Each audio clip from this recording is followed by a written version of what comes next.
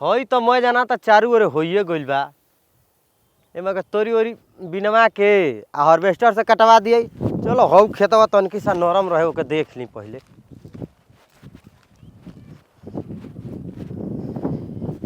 इहो तो मोरदे काटे लायक होइए गइल बा।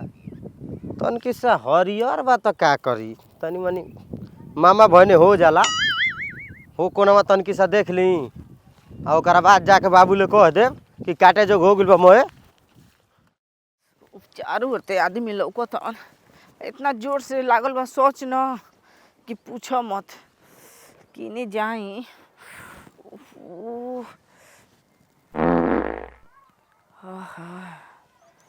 गैस जब फूलता तो मन हल्का हो जाता। सबसे बढ़िया बा और गेहूं नहीं काटल, वही गेहूं में बैठ जाए। अब हेने बैठा तो उन्हें से आदमी ताकत हन। सबसे बढ़िया बा हो गेहूं। वही दादा ये हरोहर का जाइब। सबसे बढ़िया है जे बा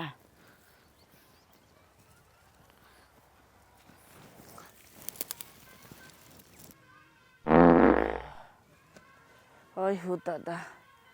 इतना जोर से लागल सोच कि क्यों बर्दाश्त ना होत रहा। अब जाना रहा कि मैं कपड़ा खराब जाई तब कपड़ा खराब हो जाई। ये तो कह कि गहूँ रहा ये लुका छुपा के बैठ गई। भाई लड़का लड़की को बोलता औसन का।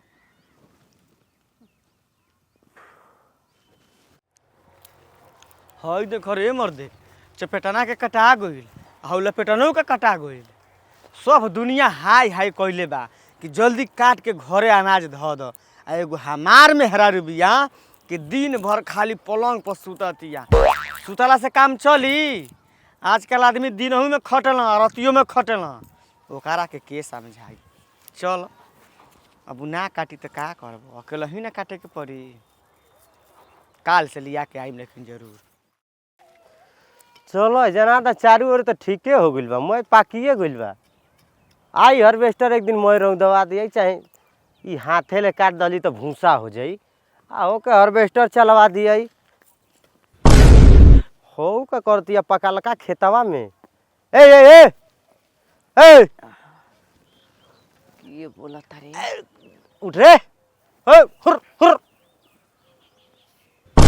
बेशरम बिया करे हुर हुर। एकदम लाज हया घोर के पी गइल बाड़ू का कि कबे के चिल्ला तो सुना तो नहीं के केना घर के मेहरारू है रे।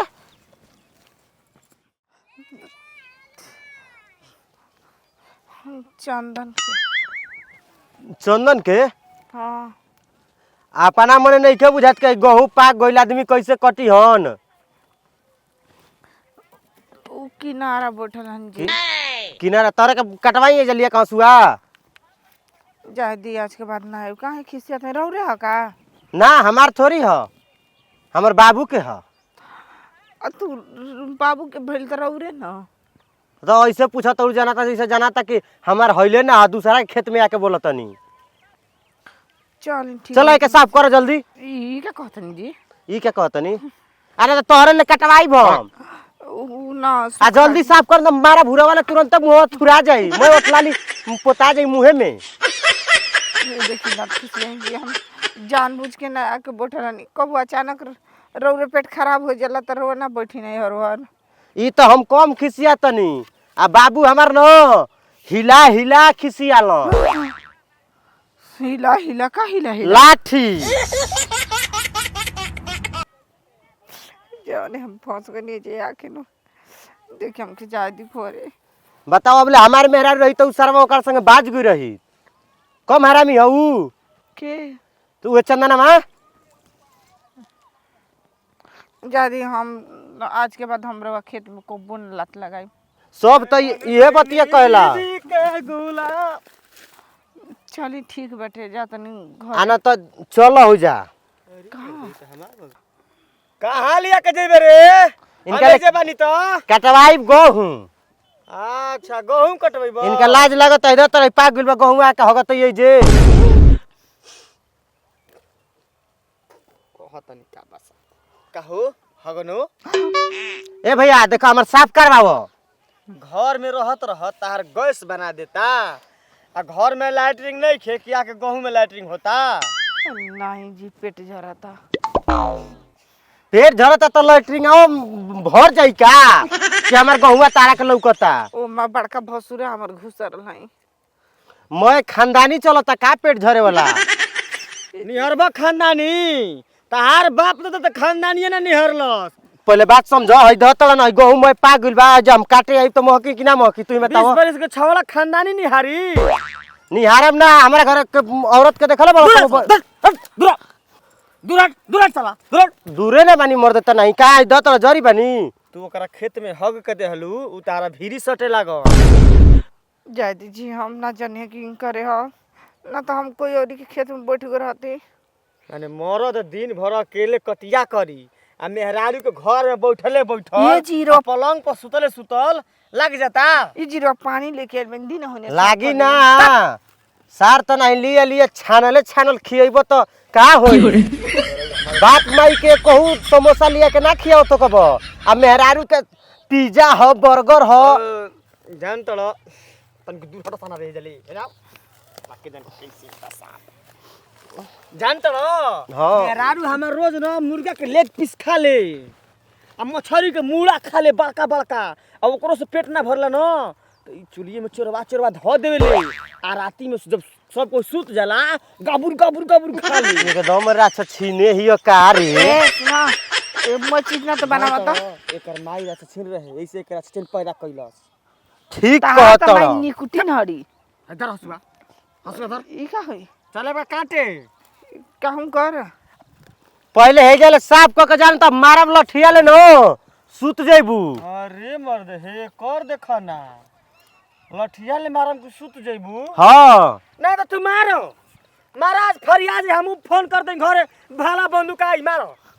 बताओ भैया गहूं पागुल हनी के तनको लाज निकाय तोहरे खेतवा में ले जा के हगवाई जहाँ काटे जात तामा तो ठीक लागी तू ही बताओ। हाला मत कर मेहरारू चौवन न केहरो अड़े उला ता देख के बैठल हम मानत है कि गलती कइले बिया कदी मोर बाकी का करब गलती कर देलस तो ओकरा के मुआ दी काट के फेंक दी ना बाकी समझा दो कि गहूं पाक गइल सब कोई के आरी डरारी मैदान करे लायक नहीं खे। हम हूँ जानते कि नहीं खे लेकिन ई सुनी तब न सुन तनी जी बहिर ना हनी तो सुनत हूँ न तो समझ ली ह ई मारे के कहता सुतावे के कहता आ कौन रहर में लेके जाए लागी जातनी घरे कहीं ऊंच नीचे हो जाई घरे जातनी घरे नहीं खे जाए के। हां है पानी धर अच्छा आ जा होने ले आवो ई पिए हमारे खातिर लेके नहीं है अरे दादी मोरे पिए खाती ले रही जो फरिया के आओ तब चले के काटे जो जो जो जो जल्दी जो से कहूं को मनी कर तली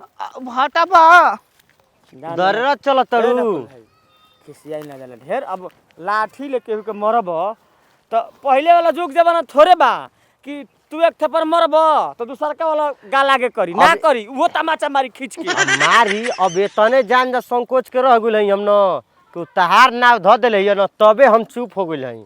अगर दूसर जानी रहती न त मार लाठी सुता देल हती खेते में। न जाए तो बढ़िया कइला ना मरल हत देखो बहुत जल्दी कटवा दो न तो जानता आजकल का होता का होता 200 बीघा है आगे लग जाता ना ठीक कहत रह तो उहे घूमत नहीं चारू ओर न अब देख हौ खेतवा हो गइल बा होने आ ये तन के कचगारा आए लागत तो कनी हाथे ले काट दली हम बाबू आ भूसा उसा हो जाई। झगरुआ के तो लइका था ना बदमाश बना कि सरवा अपन 3 बीघा गहूं 4 देले और हाफ फूके में बताव होकर तो राजे सुन हो गई। तारा का जाना था 6 महीना के मेहनत में डांड हो गई। यही से हंसुआ ले कहीं नहीं सोचा नहीं कि रात भर दिन भर काटम ना ठीक बा चलो तब ई ना ई काम करे वाला दिन सुते वाला दिन ना हम हौ बाबू के बोला के आओ तई काटल जी हमनियो के बेरा। ओहो का कहीं हमारो मर्द न अजब गजब हमन जहाँ हमार बारे में पोछ हमारा और खींचे के चाही तो उहो के खेतवा वाला के नाम का दिले नकुला बा ओकर पोछ लेत रहन हमन और कहतन कि कटिया करे के पड़ी। ऐसन पापी पेट बा कि भोजन अगर ना जाए पेट में तो चले ना दिही आ ना धरती पर जिए दिही आ जब पेट में ठूस ठूस के खवा जाता तो सर देना बाहर निकाल तो फेन खइबू तो जियबू बारे जे दरनिया के आवत अब जना तक हमसे कटिया करवाई हन अब बोझा ढोवाई हन घर में कितना निक रहला कि खात रही आराम से सूत जात रही। अब कौन उपाय लगाई? चलो ताके खेते पर सुता। ए जी का हो जातनी घरे का भइल बा? पेट दुखा हम जानत रही कि तार पेट दुखाई वो दुखाई लगी का पीठो दुखाई लगी ना जी पेट आ पीठ आ कपार तार दर्द तो कबो गोइबे ना कइल। हमार गोड़ो दुखाए ई लगे। जान तो कौन चीज के देन ह कुल एक के देन ह एक में बाड़ू न ये से कर तड़ू अबे अलगा हो जेबू न मार हाको डाको लाग no, no, no, no. ढेर पेट दुखाता न हां जाई घरे ना। घरे नहीं खे जाए के हां पेट दुखाता न तो चल हंसुआ धल आ जब भीतर कटबू निहुर निहुर न तो पेटवा के दर्दिया ठीक हो जाई। अरे भाई अकेले मोय काट देब जी। साबसी मत द हमके खा तड़ू मुर्गा मछरी तू चबहक की और तो चोरवा के सरवा करो नसीबे जागल बा मुंह न खाला मुर्गा के हयो मुर्गा खाला का देखा तनी कि रोज मुर्गा खाता ई हो काइयो खाता जी? का है हम सुतबे भर करी ना लेकिन ना कुकुर निंदा सुती ना हम देखत रही ना कबो कबो जाके का करती है का ना गुब देना निकाल के लगबी खाए ई कौन चाल में हरान करे। अबे कहीं चली भीतर गनई में तो शिकायत हो तुरंत चंदना के मौगी ना चोली में मछली डाल आ निकाल के में खा ले। चली भूख लग जाला इसे चुरा के रख लागे लीला। जाला। चल नी तब कटवाओ तनी। आ सुना त हमरा के घरे जाए दी दूसर कोई देखी त का कही कि चंदना के मौगी काटे खातिर आइल बिया। ना ना हमारा के बुर्बक मत बनाव ऐसा नहीं पापी पेट बा न कि मत पूछ बिना काम कइले भोजन ना भेटाई। इधर हंसुगा ढेर बतरहस कइलू अब चल चले के कटिया करे। अरे चंदन का भैया एजा का करतर रे? कुछ ना आउ न हां सोचने कि सब दुनिया हाय हाय कइले बा कटिया पिटिया अपन करते बा हमरा काट के आ गनी। कट का गेलो हां जातनी पानी पिए घरे। ला पी ले जे हां दे पी ला। हां हम खाने काग बाहर रहते हैं कहां बा देखता हूं का कुल ना ना अभी एक पर मत ना ना ना बता का करतर सही जावा जा रे कटिया करे हो कबे से देखत हो जे हम रहनी हो रहनी तबे से तनी के जे खड़ा बड़स। अरे हिलते नहीं है सोस घड़ी यार बे जा खड़ा जेते तहां के धरती खा जाता छोड़ते नहीं के धरती के ठीक है देखा छी ना ना ए मर दे मर मौगी ही हो ये पागल थे मौगी कहां ले जते अकेले ना करते ये मर इतना सुगर सागर भी या मान ले घाम लग जाई करिया हो जाई तेरा घर रखा कोन के मेहर भी या ये मर दे हो तो ठीक है कहता आ जाए त मर दो चार दिन के बतिए बा कचरा ले द का दिक्कत बा। अरे फिर मेकअप पकप लिया के दे देम हो। अरे पागला मेकअप से ओरिजिनल में मेकअप में अंतर ना होला। हाँ जी हम ये सोचत तनी कि हमार चेहरा इतना गोर बा जर के घामा में करिया हो जाए। देख ले अकेले काटत तनी हम देख कर लेगा ली। नहीं हां ठीक बा ठीक है बा ना काटबे तब हां ले जी जाए काटी जा तब चल खनी हम आहू जी चलो चल ठीक है तब जातनी ठीक है बा जा हां चलो ए जी जातनी ना तो जाई लेकिन सोच ली अरे हम जानो तनी कि रात के ना मुर्गा जरूर ले आई जी।